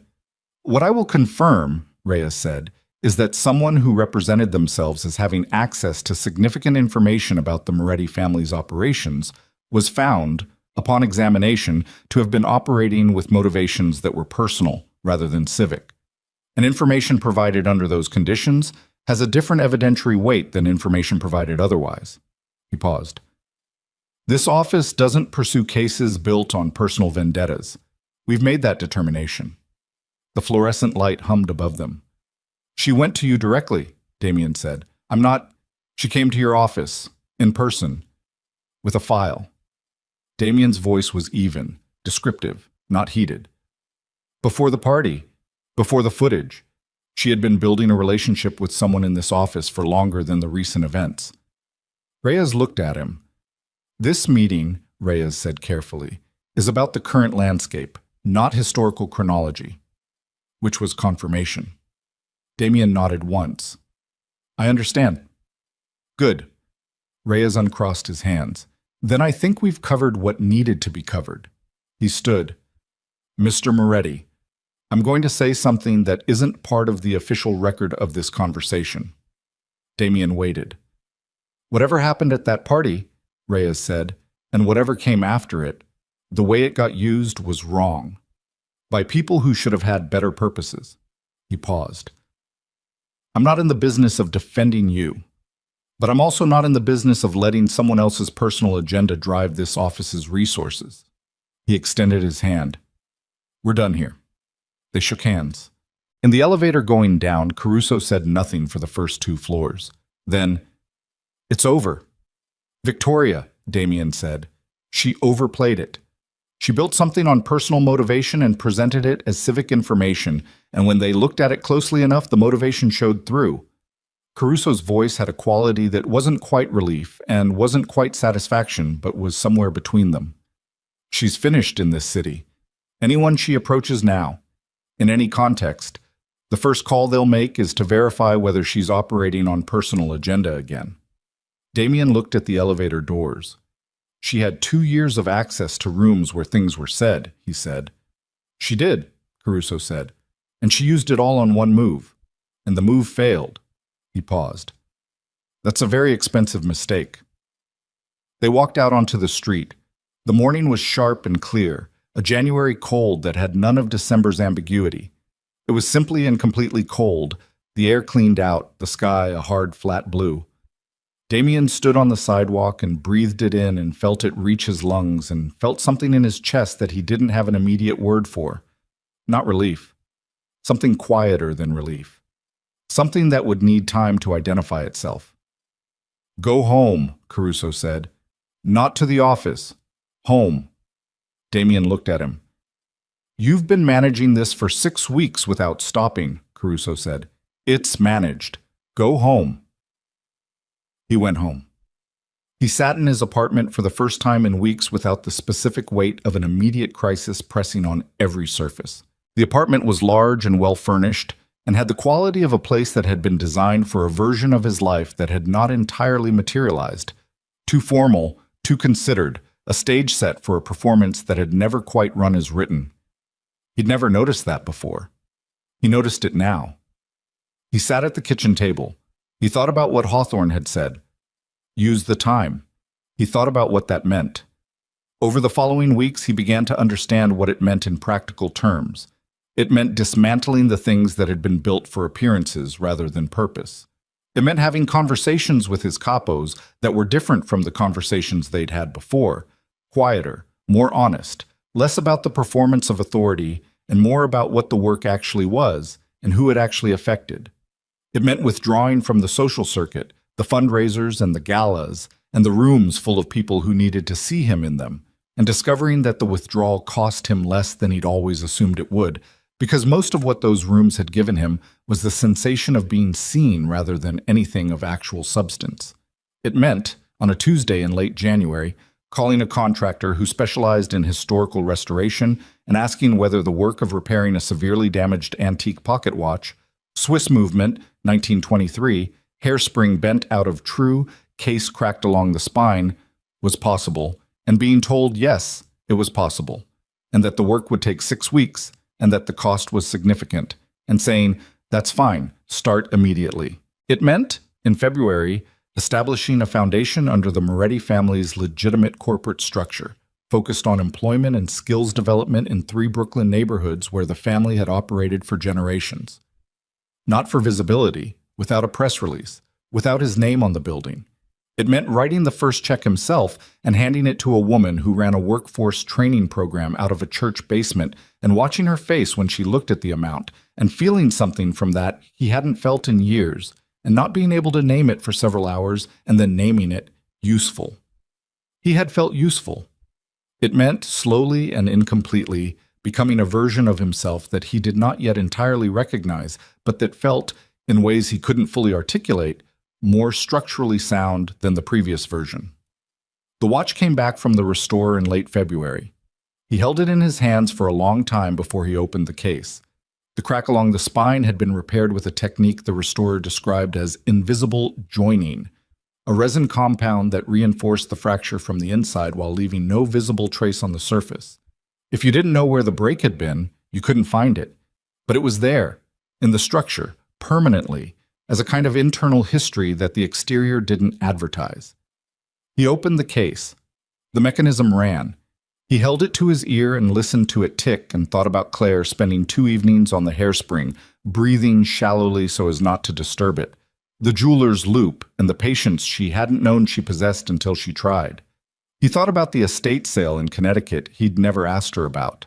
He thought about how many ordinary Tuesday evenings had been available to him, 2 years of them, in which he could have put down his phone and asked her what she was working on and genuinely listened to the answer. He put the watch in his jacket pocket. Not in a box. In his pocket. He carried it that way for 6 weeks. In March, he received a letter. Handwritten, no return address, but he knew the handwriting from the note she'd left on the kitchen table the night he'd come to her apartment with his key. He opened it standing in his kitchen. It was 2 paragraphs. The first paragraph said, "I've been thinking about what I said on the phone, about the 2 seconds. I've realized I've been spending months in those 2 seconds, and that staying there is its own kind of damage. I'm not staying there anymore." The second paragraph said, "The foundation work in Brooklyn. I know it's yours. Hawthorne's team tracks charitable disbursements in our banking portfolio neighborhoods as a standard investment monitoring function. I know it was the first check written and that your name isn't on anything. I just wanted you to know that I know." There was no signature. There didn't need to be. He read it 3 times. Then he folded it carefully and put it in the desk drawer beside where the watch used to be, and stood in his kitchen for a long time, and the city went about its business outside the window, and he let it. He wrote back 2 weeks later. 1 paragraph. "I had the watch repaired. The restorer said the internal fracture is permanent but invisible. I've been thinking about that as a kind of description, not of the watch specifically. I don't know if you'll ever want it back. I'm keeping it either way, because it's the most honest thing I own." She did not respond to the letter. He had not expected her to. The letters were not a correspondence in the functional sense. They were something more like 2 people leaving evidence that they were still in motion, still changing, still arriving somewhere, even if the destination remained unclear and the timeline was entirely her own to set. April came. Then May. The Whitmore Foundation opened its National Education Initiative at an event in a Manhattan museum, a converted industrial building on the west side that had high ceilings and raw brick walls, and the kind of space that made the people inside it feel that they were part of something that had the appropriate scale for what it was trying to do. The event was covered by 4 major outlets and 2 networks, and the footage showed Claire Whitmore, chairwoman of the Whitmore Foundation, sole heir to an estate that had restructured itself under her direction into something more transparent and more direct than it had been under her grandfather's careful opacity. Speaking at a podium without notes, looking at an audience of educators and students and philanthropists, and saying things that were specific enough to indicate she understood exactly what she was building and why. Damien watched the coverage from his office. He watched the way she stood at the podium. The same posture she'd had in the Carlisle Grand Ballroom in December, moving through a room that didn't part for her. The same spine, the same quality of occupying exactly the space she occupied without apology or performance. Only the context had changed. The room now knew exactly who she was. He watched her answer a question from a journalist after the formal remarks. Something about whether the foundation's scale created a risk of losing the personal focus that defined its early work. And he watched her think for a moment. Actually think, not perform thinking, before she answered, and the answer was characteristically direct and specific and did not waste words. He turned off the coverage. He took the watch from his jacket pocket. He thought about calling. He had her new number. She had given it to him in a text after the second letter. Only the number, no message, which he had understood as exactly what it was. A door, left open, operable whenever he chose, but not an invitation to step through immediately. He did not call. Not that day. Not for 2 more weeks. When he did, she answered on the second ring. "I watched the event," he said. "The education initiative." "I know," she said. "Hawthorne mentioned you'd reached out for the broadcast link." He hadn't known Hawthorne would tell her that. "It was—" He stopped, started again. "You were extraordinary." Silence on the line. Not uncomfortable. The kind of silence that has something in it. The Brooklyn program, she said. 340 placements in 4 months. That's their number, he said. I just wrote the check. That's not a small thing, she said. Writing the check is not a small thing. It felt small, he said. Compared. She was quiet for a moment. I know, she said. He reached into his jacket pocket. His fingers found the watch case. He held it without taking it out. I want to ask you something, he said. All right. Not a request, not an appeal. He breathed. I want to ask you one honest question, and I want you to give me an honest answer, and whatever the answer is, I'll accept it without argument. She waited. If I had been a different man that night, he said, if those 2 seconds had gone differently, if I had turned to Victoria and said, nothing, if I'd just held the watch and looked at you and said thank you, if I'd chosen you instead of the room. He stopped. Would any of what came after have happened? The question sat on the line between them. He heard her breathe. No, she said quietly. None of it. That's what I thought, he said. Damien, I'm not asking so that you'll feel sorry for me, he said. I'm asking because I needed to know where it started, the exact place.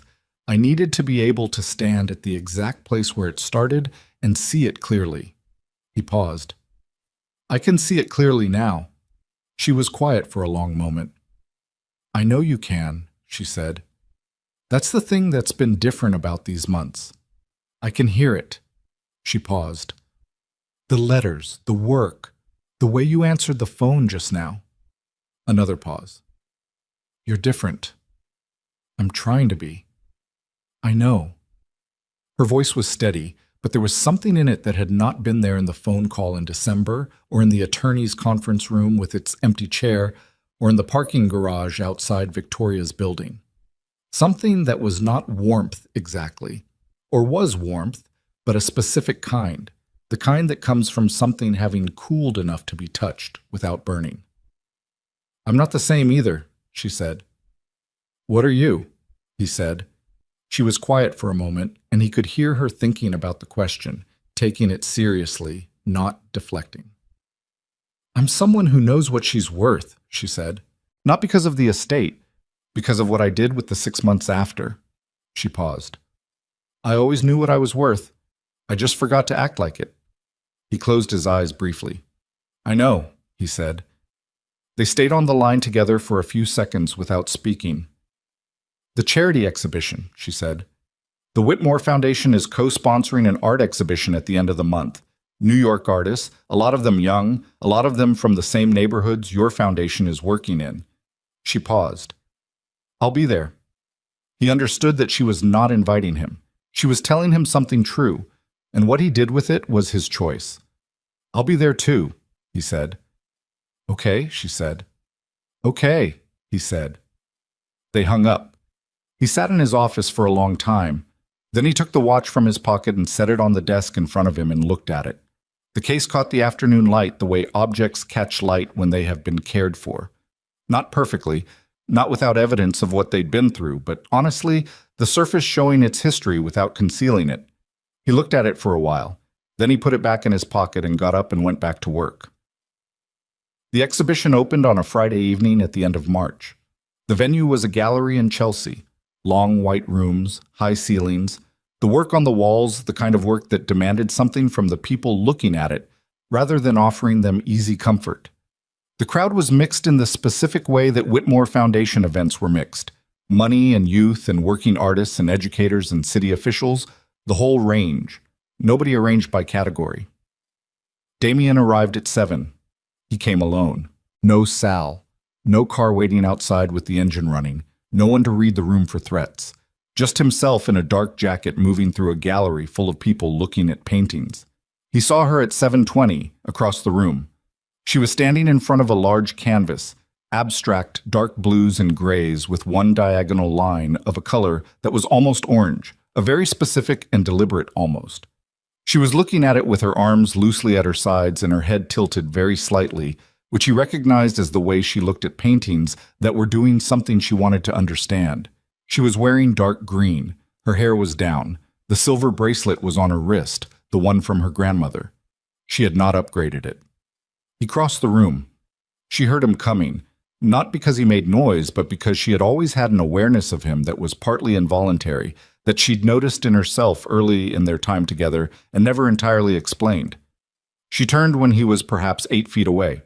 They looked at each other. She looked at him the way she had always looked at him when the public version of himself was absent, directly, without the performance of social ease, just one person reading another person's face with the attention of someone who has learned to read it and has not forgotten how. He looked at her the way he should have looked at her in a ballroom in December, in front of 500 people, when she held out a watch wrapped in brown paper with kitchen twine. Like she was the most significant thing in the room, not the most powerful, not the most strategically important, the most significant. The distinction was everything. "Hi," she said. "Hi," he said. Neither of them moved for a moment. Then she turned slightly to indicate the painting behind her. "What do you see?" she said. It was the question she used to ask him in galleries early in their time together, before he'd stopped going. He looked at the canvas, the dark blues and grays, the single diagonal line of almost orange. "Something that broke," he said, and the break went in an unexpected direction and turned out to be the most interesting thing about it. She looked at the painting for a moment. "That's not a bad reading," she said. "I've been thinking about how things break," he said, "for a while now." She looked at him. The look was not warm in the simple sense, not cold either.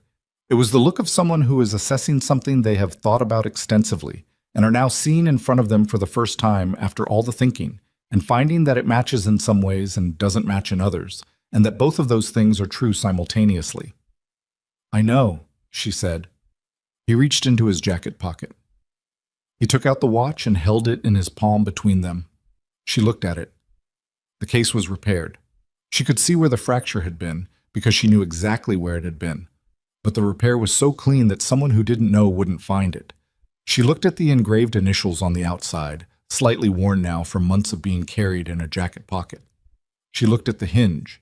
She took it from his palm. She opened the case. She listened. The mechanism ran. The tick was even, steady, the product of all the small components she had aligned and cleaned and reassembled over 9 evenings at her kitchen table, now running through whatever had happened to it since, the fall, the fracture, the 6 weeks with a restorer who understood how to make broken things hold. She closed the case. She held it for a moment. Then she set it back in his open palm and folded his fingers over it with both her hands and looked up at him. "Keep it," she said. "Claire, keep it," she said again, "not returned as a gift, not restored to its original owner." Something else. Something that said, "This is yours now because of what it has been through, and what you have been through with it, and what that means about who you are now." He closed his hand around it. They stood in the gallery for another moment, surrounded by art and people and the accumulated noise of a room full of effort and intention, and between them was everything that had happened, and everything it had cost, and everything it had changed, laid out like a map of a terrain they had both crossed from different directions and arrived at the same point on, altered, not healed exactly, but something more honest than healed. She took a breath. "I should get back," she said. "There are people I need to speak to." "Of course," he said. She started to turn. Claire. Just her name, the way he said it when he meant it rather than the way he said it in rooms full of people when he was managing something. She looked back at him. "Thank you," he said, "for everything you gave me that I didn't understand I was receiving." She held his gaze for a moment. "Thank you," she said, "for eventually figuring it out."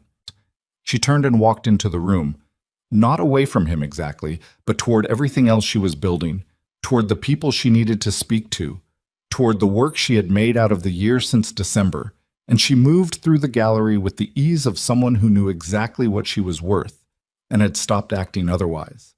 And the room arranged itself around her with the naturalness of a room arranging itself around someone who has earned the space they're standing in. Damien watched her go. He stood with the watch in his closed hand and watched her move through the gallery, and he did not call after her, and he did not follow, and he did not try to reclaim what was gone or rush toward what was not yet arrived.